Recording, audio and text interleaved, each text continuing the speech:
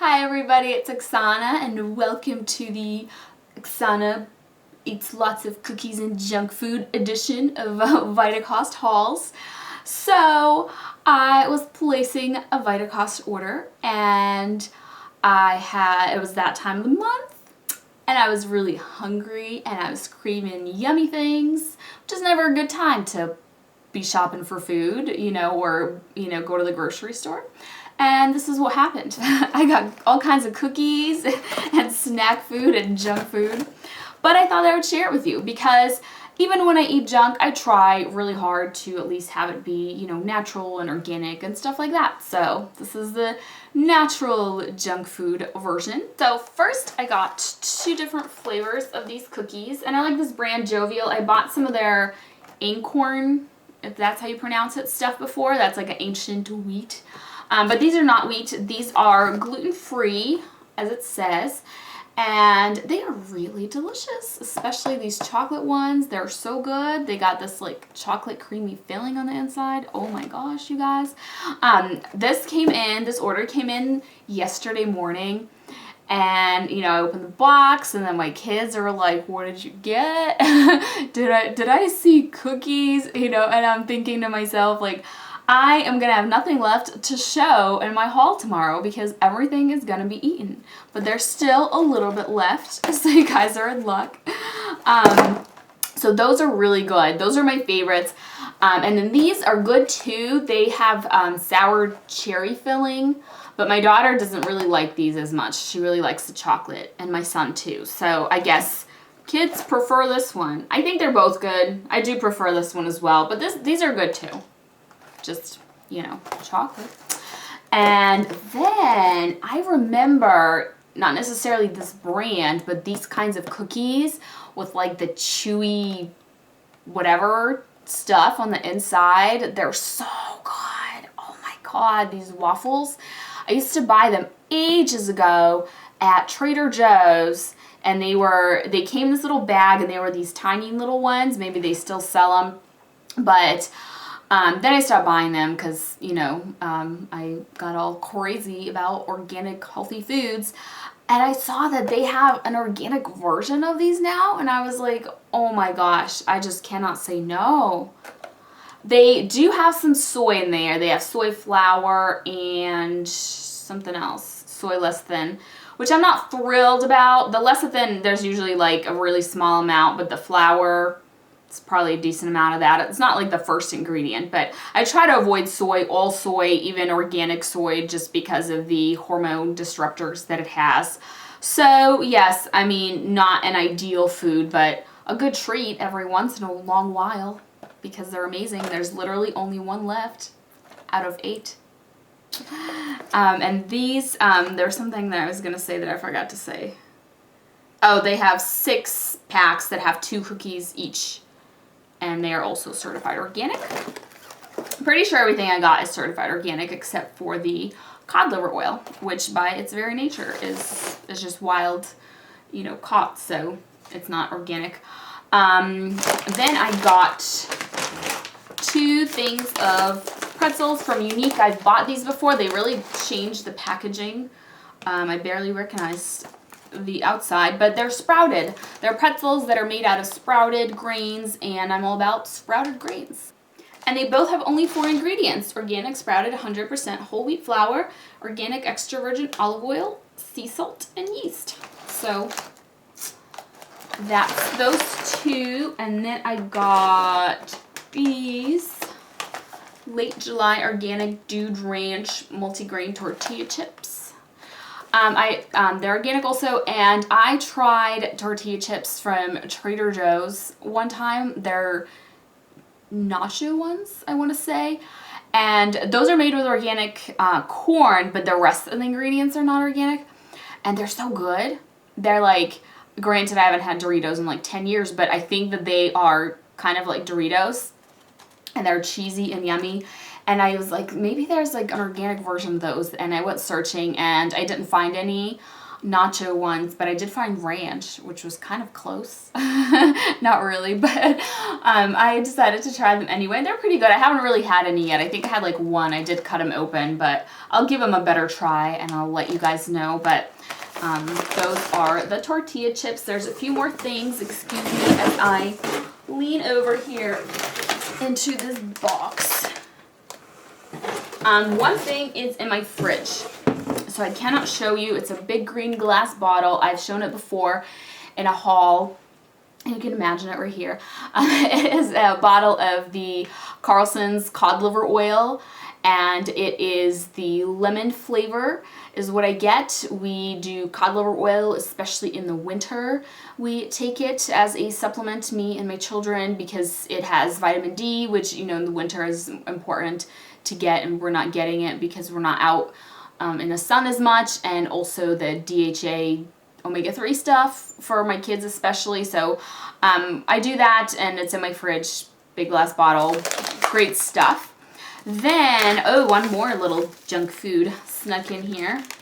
These Ocho bars, they're like the little mini ones. They have slightly bigger ones as well, but the mini ones come in a little baggie of several of them, and I only had one. My kids had the rest.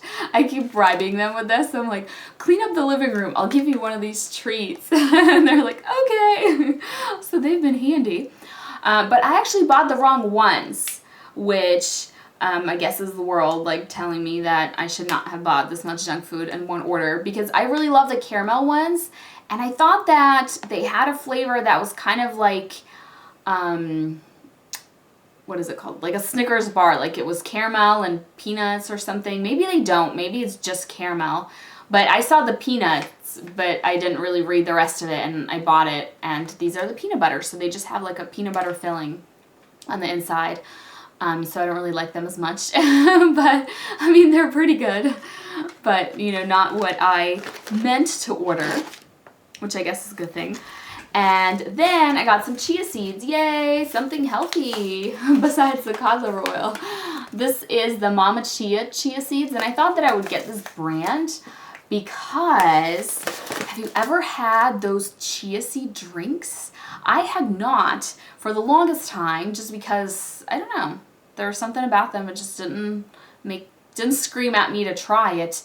And then the other day, I was buying my kombucha, and right next to it is the same kombucha but with chia seeds inside, and I was like, well, you know what, I'm gonna try this, and I bought it, and it was so good. There's like these little chunks of jello in my kombucha, and it was so delicious.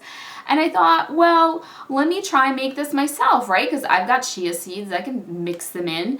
And I had another bottle of kombucha that didn't have any chia seeds inside, so I poured mine in, and I mixed it up, and I let it sit there for like a day, and then they were all crunchy, and they did get jello-y, but not like the other ones. So I let it sit there for another day, and it was still not that great. And I think that there was like this much left by like the fourth day when I tried it, but I think they were finally starting to be normal. So it must take a really long time, or I'm doing something wrong, or I'm using the wrong things. So I thought that since the brand that makes the drinks is called Mama Chia, I would get that brand in case these worked better. I don't know. So I'm going to try it, and hopefully it works out. There's some recipes on the back, so this one says to wait 1 hour before serving. I just don't like the little crunched seeds on the inside. I like it when they're all completely jellified, you know. So if anybody's got any tips for me on that jellification process and what I should do and how long I should wait, let me know, because it's my first time trying to make it myself. But I think that is, oh no, it's not it. I have one more thing, and it is right here. It is this Yacon Syrup, I want to say, is how you pronounce it. And it is, if I open this, you guys, it's going to spill. It's like a molasses kind of syrup, maple syrup looking thing. And it is this root right here. It's a syrup made from that root. And my dad told me about it. It's extremely expensive. I don't know how much it was, but I can look it up. It's a small little jar. What is it, 8 fluid ounces? So 8 fluid ounces was $17.99.